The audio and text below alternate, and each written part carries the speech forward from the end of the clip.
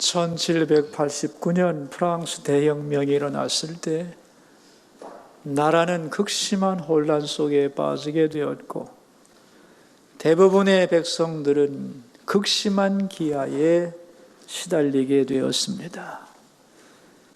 어떤 부대가 이동을 하는 중에 숲속을 지나가게 되었는데 거기 굶주림에 지친 한 여자가 아이 셋을 데리고 길가에 쓰러져 있는 모습을 보았습니다.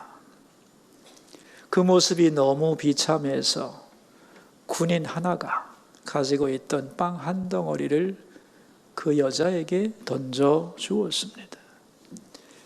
그러자 그 여자는 그 빵을 세 조각으로 나누어서 세 아이들에게 나누어 주었습니다. 아이들은 너무나 좋아하며 그 빵을 정신없이 먹고 있었고 어머니는 그 모습을 보며 만족해 했습니다. 그 장면을 보면서 젊은 병사가 이렇게 물었습니다. 저 여자는 배고프지 않은 모양이지요? 그러자 나이 든 상사는 이렇게 말했습니다. 그게 아니지. 저 여자가 어머니이기 때문이다. 프랑스 작가 빅토르 위고가 쓴 93년이라고 하는 책에 나오는 말입니다. 어머니는 자기는 굶어도 자식에게는 줍니다. 내가 먹는 것보다 자녀가 먹는 것을 보고 더 즐거워하는 게 어머니의 마음이죠. 그래서 이런 말이 있습니다. 여인은 약하다. 그러나 어머니는 강하다. 여인은 어리석을 수 있다. 그러나 어머니는 지혜롭다. 왜냐하면 자식을 길러야 되기 때문이고 자식을 사랑하기 때문이죠. 우리는 지난 시간에 어디에나 배울 것은 있습니다. 이런 말씀을 들었죠? 개미에게도 지혜가 있더라는 거예요. 미래를 예비하는. 사반에게는 강한 것을 활용해서 약한 자기를 보호하는 지혜가 있더라는 겁니다.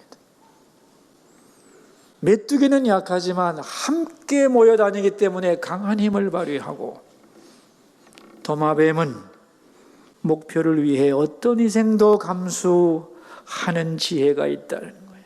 힘이 없다고 낙심하지 않고 목표한 곳은 어디 나가서 왕궁에도 존재하더라는 거죠. 작은 미물도 자세히 겸손한 마음으로 보면 지혜를 가지고 있는 게 보인다는 겁니다. 또한 사자와 사냥개와 순념소 이런 고집센 짐승들 이것들은 뒤로 물러설 줄을 모르는 것들이죠.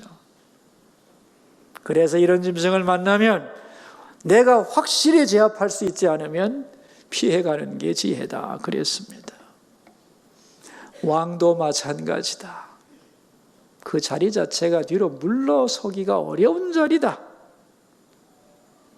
이것이 지도자들의 속성이니 때로 물러서는 것도 지혜가 될 수 있다는 거죠. 가정에서 아버지와 남편은 왕입니다. 그러므로 정면으로 부딪히는 것이 좋은 게 아니고 권위를 인정하고 물러서는 것도 지혜로운 방법이다. 그게 지는 게 아니다. 다툼이 일어날 줄 뻔히 알면서 그것을 반복하는 것이 어리석은 거다. 그러므로 부딪히지 말고 살아라. 그게 지혜다. 이게 지난 시간의 내용이었습니다. 오늘은 어머니가 주신 지혜입니다. 잠언 31장이 잠언의 마지막 장인데 이 잠언 31장은 어머니가 자녀에게 주는 교훈입니다. 대개의 잠언은 아버지가 주는 잠언이었는데 이제 마지막으로 어머니가 주는 잠언을 기록하면서 여성들도 지혜에 있어서는 예외자가 될 수 없고 또한 특별히 어머니가 자녀에게 주는 교훈은 귀한 것이니 결코 소홀히 여겨서는 안 된다 하는 그러한 가르침이 31장의 내용이죠. 이스라엘 어머니들은 자녀 교육을 철저하게 잘한다고 소문이 나 있죠. 자녀를 4살까지만 맡기면 유대인으로 만들어준다는 거예요. 근데 여러분, 이 4살이라는 의미가 뭘 것 같아요? 4살이면 이제 태어나서 말을 배우고 자아의식이 생겨나고 사회로 나가기 전이거든요. 그러니까 한마디로 말하면 자기를 잘 표현할 수도 없고 내가 뭘 판단하거나 거부할 수 없는 나이죠. 완전히 어머니에게 의존하는 그때의 그 아이의 가치관을 누가 형성하느냐 하면은 어머니가 형성한다는 거예요. 자녀가 어머니에 대하여 거부감이 하나도 없을 때, 어머니의 말 한마디를 그대로 빨아들일 때, 그 기초적인 교육을 담당하는 게 바로 어머니다, 그런 얘기입니다. 근데 여러분, 어머니가 4살 전에 나한테 무슨 말 했는지 기억나는 분 있으세요? 난 한마디도 기억이 안 납니다. 우리의 무의식 속에는 그때 어머니가 하셨던 모든 것이 다 기록된다는 거예요. 웃으며 바라봐주고 부드럽게 만져주고 귀에다 속삭여준 그 말은 다 자녀 속에 들어가는 거지. 그래서 자녀의 마음이 평안해지고 자기 가치를 알게 되고 세상을 향하여 내가 어떤 태도를 가져야 되는가를 기본적으로 결정이 그때 되는 겁니다. 한마디로 말하면 어머니의 품에 안겨서 경험한 모든 것이 자녀들의 속에 깊이 들어가서 한평생 그 사람의 가치의 뿌리가 된다는 것. 그래서 어머니의 교육은 더할 수 없이 소중한 것이지요. 오늘 본문은 어머니가 왕인 아들에게 교육하는 내용입니다. 3가지로 이루어져 있는데, 첫째로 어머니에게 아들은 어떤 존재냐, 어머니에게 자녀는 어떤 존재냐는 것이고, 2번째는 자녀를 어떻게 가르칠 거냐, 3번째는 뭘 가르칠 거냐, 여기에 대하여 말씀하고 있습니다. 자, 어머니에게 있어서 자식은 어떤 존재냐? 1절 말씀입니다. 우리 함께 31장 1절을 읽겠습니다. 르무엘 곧 그의 어머니가 그를 훈계한 자모니라 그랬습니다. 여기 르무엘 왕이 나오는데, 이 르무엘 왕이 누구냐? 이스라엘 역사를 쭉 살펴보면 왕들 이름 중에 르무엘 왕의 이름이 없습니다. 이방 나라에도 르무엘이라는 이름을 가진 왕이 없습니다. 그럼 이 왕은 누구지? 그래서 학자들은 결론을 내립니다. 솔로몬 왕의 어릴 때 이름이라고. 어머니가 지어준 이름이지요. 여러분, 솔로몬 왕에게는 이름이 몇 가지가 있는데요. 첫째가 솔로몬이라는 이름이에요. 이건 아버지가 지어준 이름인데, 이 아버지가 왜 솔로몬이라는 이름을 지었냐면 다윗 왕 자신이 한평생 전쟁을 엄청나게 했습니다. 여러분, 전쟁은 이기면 참 좋은 것이죠. 그래서 그는 승전한 왕이었지만은 전쟁 자체는 너무 힘들고 부담스러운 거예요. 그래서 내 아들은 전쟁 없는 평화의 왕이 되기를 아버지는 간절히 소원했어요. 그래서 히브리 말로 평화가 샬롬인데, 샬롬에서 솔로몬이라는 말이 나옵니다. 자음이 똑같아요. 내 아들은 평화의 왕이 되라는 거예요. 전쟁 없는 평화의 왕이 되라고 하는 마음을 담아서, 즉 아버지의 소원을 담아서 지어준 이름이 솔로몬이다 하는 거예요. 또 하나의 이름이 나오죠. 그건 여디디아라는 이름인데 사무엘하 12장에 등장합니다. 이 솔로몬의 아버지 다윗과 어머니 밧세바는 큰 잘못을 하나님 앞에 저지르죠. 나단 선지자가 와서 그 잘못을 지적하게 되자 다윗은 깨닫고 통회자복합니다. 다윗이 얼마나 철저하게 회개했는가. 침상이 젖도록, 베개가 썩도록 눈물을 흘렸죠. 그래서 하나님이 다윗의 죄를 용서합니다. 동이 서에서 먼 것 같이 깨끗하게 용서하죠. 그때 밧세바는 뭐 했을까? 밧세바도 회개하죠. 그리고 용서를 받습니다.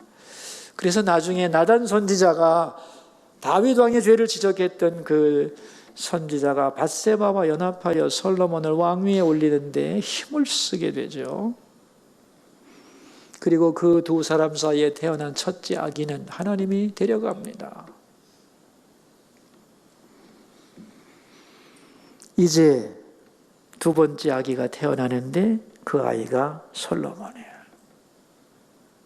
하나님이 이 아이를 무척 사랑하시죠. 그래서 지어준 이름이 여디디야, 하나님의 사랑을 받는 자. 이 두 번째 이름입니다. 세 번째 이름이 르무엘이라는 이름입니다. 이건 어머니가 지어준 이름이에요. 이 솔로몬이 태어나기 전에 어떠한 일이 있었는가? 2절을 보시면 짐작할 수 있죠. 우리 2절 읽어볼까요? 내 아들아 내가 무엇을 말하랴, 내 태에서 난 아들아 내가 무엇을 말하랴, 서원대로 얻은 아들아 내가 무엇을 말하랴. 아이가 태어나기 전에 어머니에게 뭐가 있었어요? 서원이 있었습니다. 하나님께 약속했다는 거예요. 하나님, 저를 용서해 주십시오. 그리고 저에게 생명을 주신다면 하나님 뜻에 합당한 사람으로 길러가겠습니다. 서원했어요. 기도하고 서원하고 그 응답으로 아들을 얻었어요. 솔로몬이에요. 그래서 그 아이를 향하여 엄마는 뭐라고 이름을 붙였느냐? 르무엘이라고 이름을 붙여요. 르무엘이란 뜻은 뭐냐 하면은 하나님을 위한 사람, 하나님께 바쳐진 사람, 그런 뜻입니다. 그러니까 이 솔로몬은 어릴 때부터 엄마가 르무엘아 르무엘아 하면서 불렀던 거예요. 너는 엄마가 기도하여 낳은 아들이야. 하나님이 내게 주신 선물이야. 엄마는 너를 하나님께 바쳤단다. 너는 하나님의 것이다. 하나님의 말씀대로 살아야 하고 하나님을 기쁘시게 해야 되는 사람이라고 그렇게 교육을 받아온 거지. 이 어머니에게 있어서 이 아들은 어떤 아들이냐? 내 태에서 난 아들이고 기도하여 얻은 아들이고 서원하여 얻은 아들이다라고 설명을 하고 있는 거죠. 자, 이제 이 아들을, 이 소중한 아들을 어떻게 가르쳤느냐 하는 거예요. 여러분, 2절 말씀을 보면은 반복되는 말이 3개가 나와요. 뭐죠? 내가 무엇을 말하랴. 내가 무엇을 말하랴. 내가 무엇을 말하랴. 무슨 뜻이에요? 할 말이 많다는 거예요? 없다는 거예요? 예? 할 말이 너무너무 많은 거예요. 그죠? 생각을 많이 했다는 거예요? 안 했다는 거예요? 많이 했다는 거. 아들에게 해주고 싶은 일이 참 말이 많은데 이걸 깊이 생각했다는 겁니다. 왜냐하면 막말하면 잔소리가 되잖아요. 꼭 필요한 교훈을 줘야 되겠는데 내가 무엇을 말해야 되겠는가? 이 어머니의 간절한 소원을 담아서 아들에게 교훈을 해야 되겠는데 어떻게 표현할 수가 있을까? 생각을 많이 했다는 거예요. 자, 여러분, 어머니가 자식들에게 가르칠 게 참 많은데 그 중에 가장 중요한 것이 뭐냐 하면은 자녀의 존재 가치입니다. 너는 누구냐 하는 문제를 어머니가 가르쳐 줘야 돼요. 예, 너는 말이지 태어나지 말았어야 되는데 실수로 태어났다. 너 때문에 내 인생 꼬였어. 이러면 이건 안 되는 거예요, 이게. 파스칼은 이런 말을 했습니다. 사람에게는 하나님으로만 채워지는 공간이 있다 그랬어요. 멋진 말이에요. 우리의 마음은 뭘 담아도 채워지지 않아요. 세상 모든 보화를 다 가져도 소원은 남아있어요. 채워지지 않아요. 그만큼 인간은 크고 위대한 존재예요. 우리의 마음도 그렇지만 우리 자녀의 그 마음을 뭐로 채울 수 있겠어요, 여러분? 돈으로 채울까요? 친구로 채울까? 공부로 채울까? 안 채워집니다. 우리의 마음을 채울 수 있는 게 뭐냐? 내가 누구냐의 문제예요. 우리 인간의 가장 큰 고민, 나는 누구지? 우리 자녀는 어디서 온 거예요? 보이는 부모님이 우리 자녀의 존재의 근원인가요? 우리의 자녀들은 부모의 뜨거운 사랑의 한순간의 결과인가요? 그것은 우리가 태어난 수단이긴 하지만 존재의 근원은 그보다 훨씬 높은 데 있는 겁니다. 그게 누구예요? 그게 하나님이라는 거예요. 그래서 너는 왜 이 세상에 존재하게 됐느냐는 거예요. 하나님이 너를 이 땅에 보내셨어요. 아빠 엄마를 통하여. 너는 하나님의 딸이고 하나님의 아들이다. 너는 르무엘이다. 여러분, 이게 교육의 핵심입니다. 가정교육의 핵심이 이겁니다. 너는 하나님이 우리에게 보내주신 선물이라는 거예요. 이것을 알 때에 우리의 존재의 가치가 충족되는 거예요. 그래서 이 교육의 핵심입니다. 이 어머니는 이 모든 내용을 한 단어에 담았죠. 르모엘이라는 말 한마디에 그게 다 담겨 있는 거예요. 너는 하나님이 주신 사람, 하나님께 바쳐진 사람, 하나님께 속한 사람이라고 가르치는 거죠.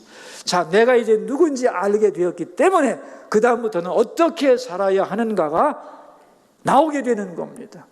존재에 대한 이해가 있을 때 어떻게 살아야 되는 문제가 결정이 되는 것이잖아요.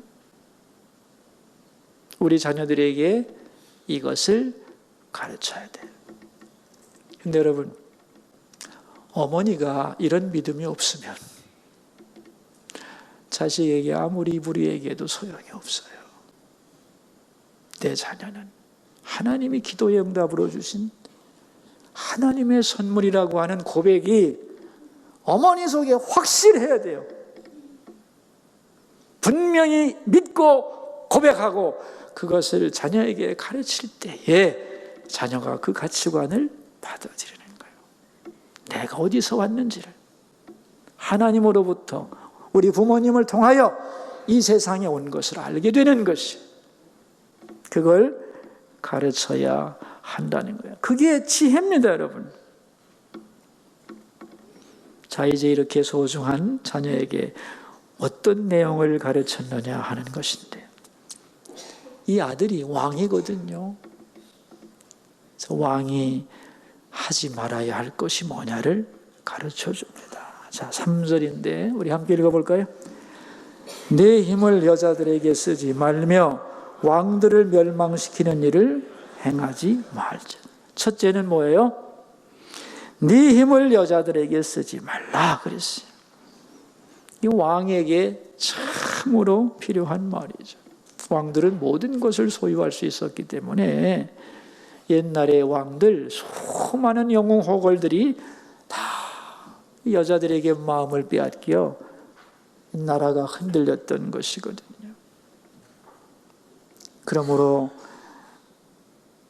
여자들에게 힘을 쓰지 마라 그랬어요.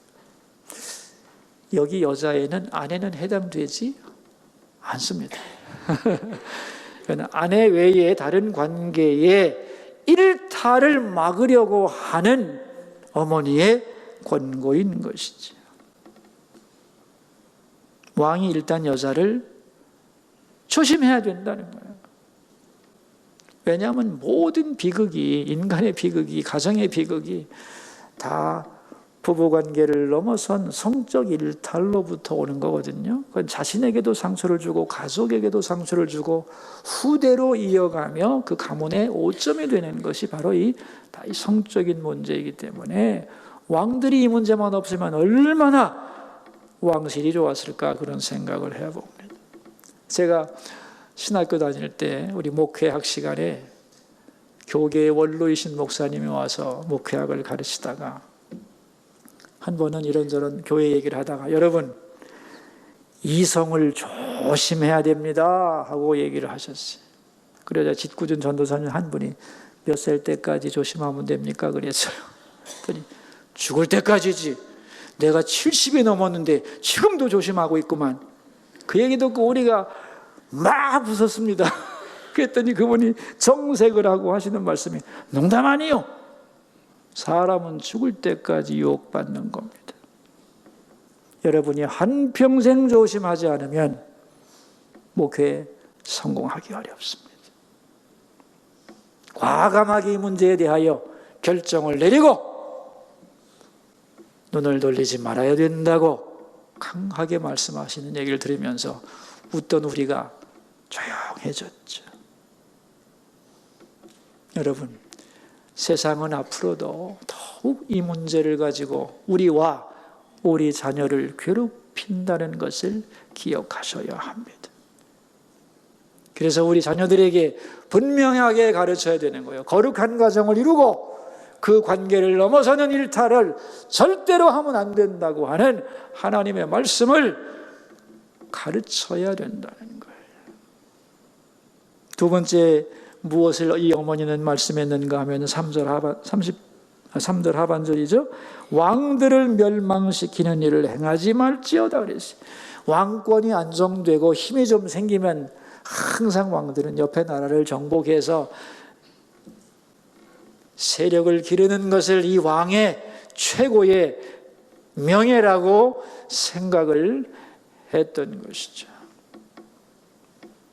그러니까 이웃과의 화평이 아니고 이웃을 정복하며 자기 힘을 과시하는 그러한 왕이 되어서는 안 된다고 어머니는 가르쳤던 거죠. 마지막 세 번째가 4절인데 같이 읽읍시다.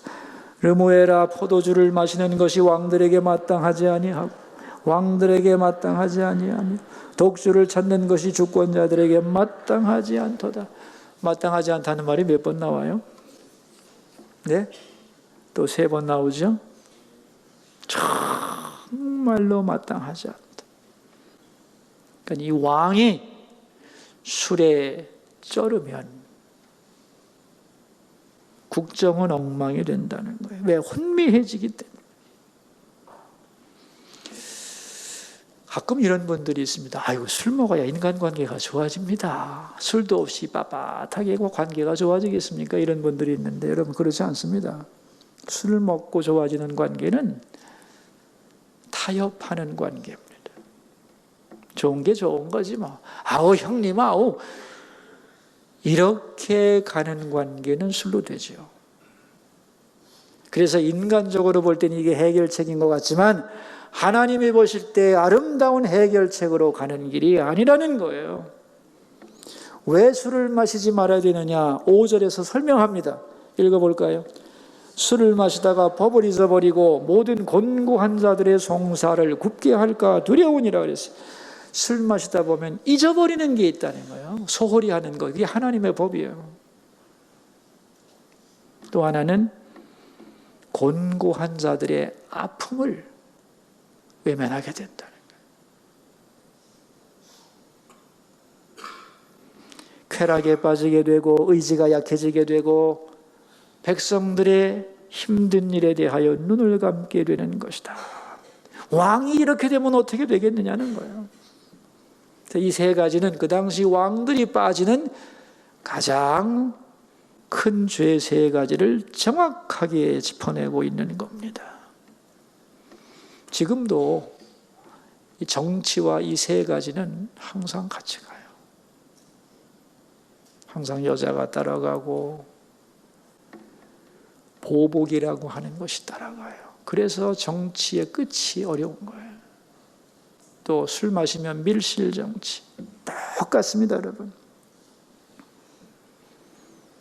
이 어머니는 아들의 장단점을 가장 정확하게 알고 있는 거예요. 그리고 어떤 왕이 되기를 하나님이 원하시는지, 쾌락과 정복력에 물든 왕, 술에 찌든 왕이 아니라 어떤 왕이 되어야 되느냐 하는 거예요. 8절과 9절인데 같이 읽어봅시다. 너는 말 못하는 자와 모든 고독한 자의 송사를 위하여 입을 열지니라. 너는 입을 열어 공의로 재판하여 곤고한 자와 궁핍한 자를 신원할지니라. 말 못하는 자와 힘없는 자와 고독한 자의 송사를 위하여 입을 열고 공의로 재판하여 곤고한 사람, 궁핍한 자를 억울하지 않게 해주라. 다시 말하면 힘없는 백성들 돌아보고 그들이 인생이 고단하지 않도록 그들을 돌보는 일에 힘을 써야지. 그 주어진 힘과 기회와 능력을 헛된 것에 쓰며 낭비하지 말고 하나님이 원하시는 왕이 어떤 왕인가를 바로 알고 그런 왕이 되어야 한다고 부탁을 하고 있는 것입니다. 우리는 왕도 아니니까 나하고는 아무 상관없다 그렇게 생각하시나요? 저는 오늘 이 세 가지가 우리에게도 오늘 그대로 적용된다고 믿습니다.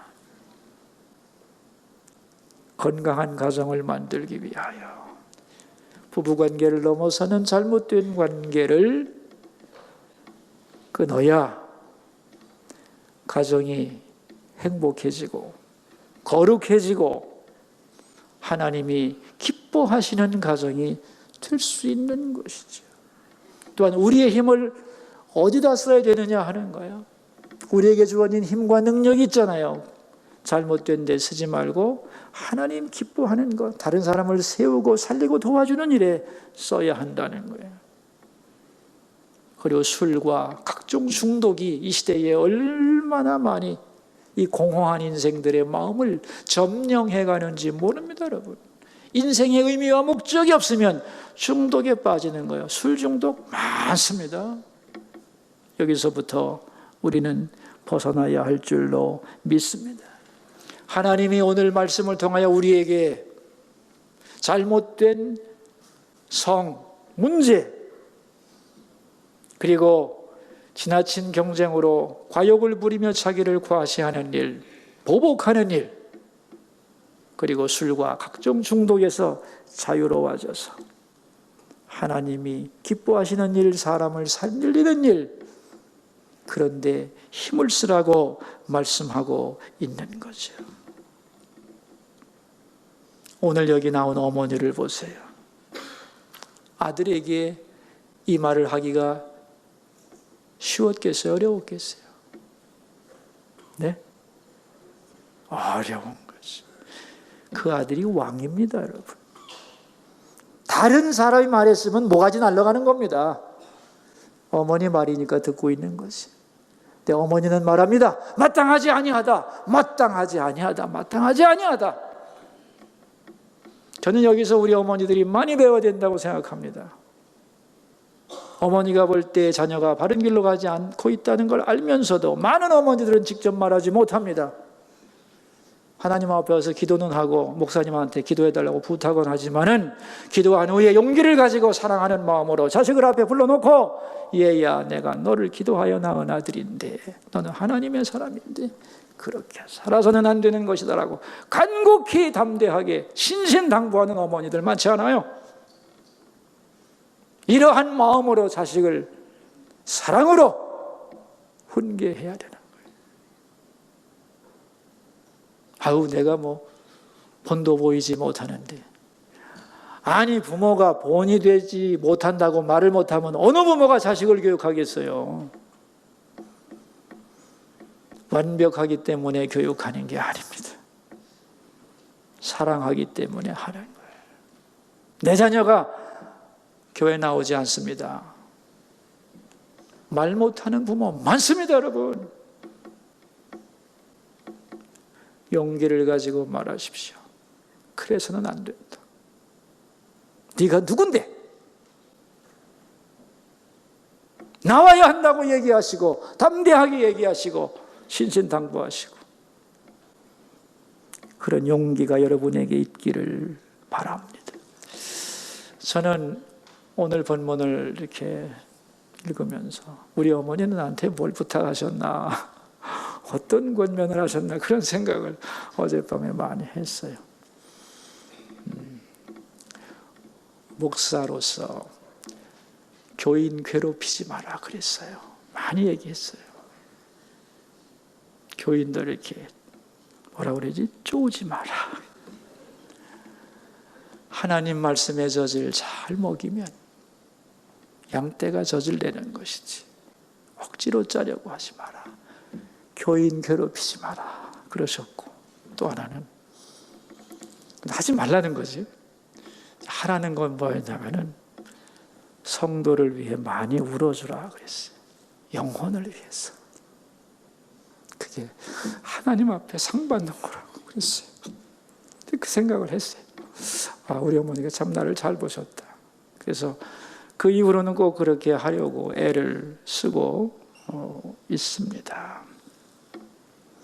부모들이 자녀들을 향하여 사랑으로 충고하는 일, 이건 결코 게을리해서는 안 되는 거죠. 근데 참 서글픈 것은 솔로몬이 그 말을 들었냐? 안 들었습니다. 나중에 솔로몬의 말년이 아주 비참했죠. 그러나 그는 깊이 깨닫습니다. 내가 어머니 말씀 안 듣고 이렇게 됐다.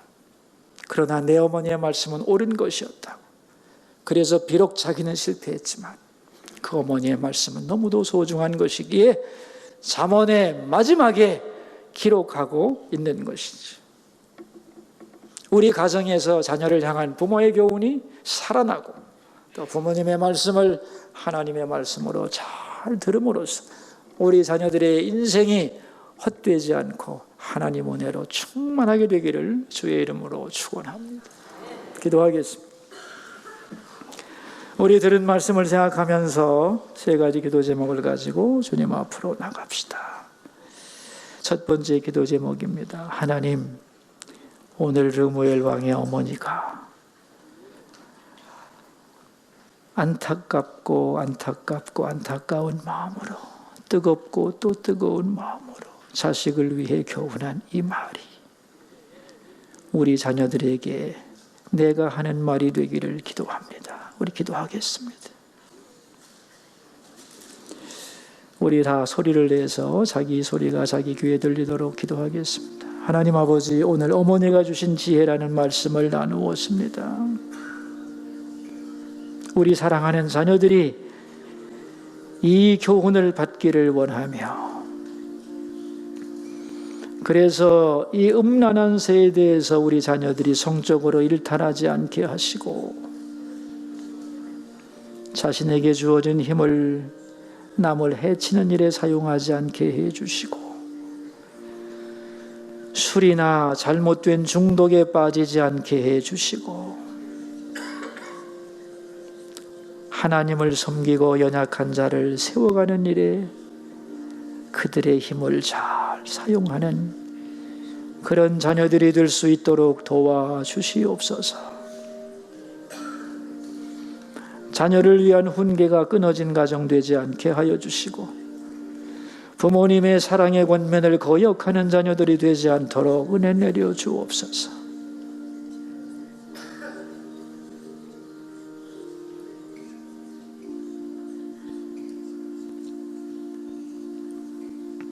두 번째 기도 제목입니다. 오늘 저녁은 가정 예배를 드리는 날입니다.